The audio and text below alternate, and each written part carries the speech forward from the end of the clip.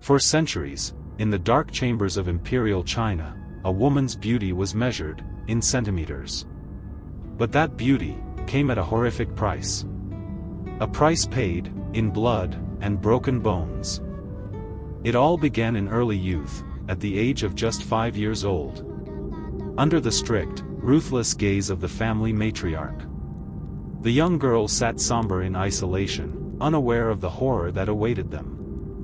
First came the ritual preparation. A bath of medicinal herbs and animal blood.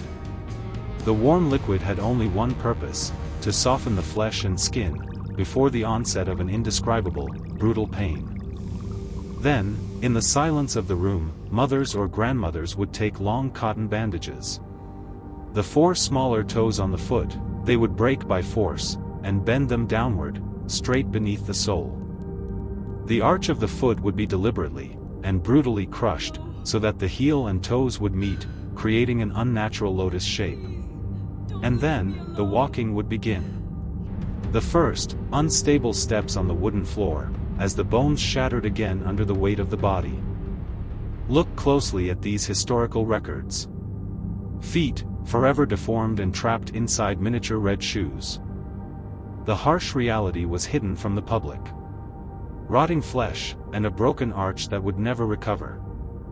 X-rays reveal a complete anatomical and medical horror. Bones destroyed, crushed, turned into a lifelong disability. Mobility was completely lost. Women of high society could no longer walk on their own.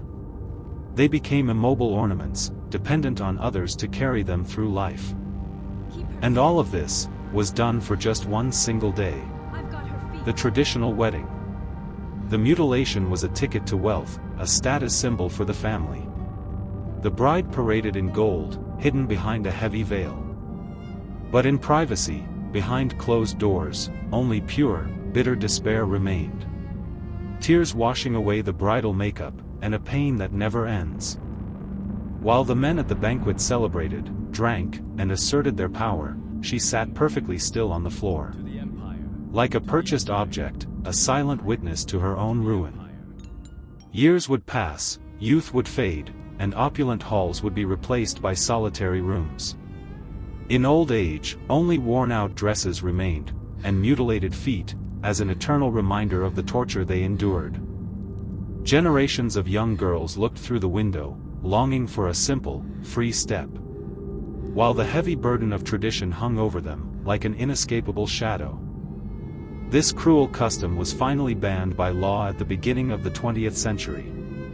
Behind it, in the darkness of history, only these lonely slippers remained. As a silent monument to an unfathomable human sacrifice.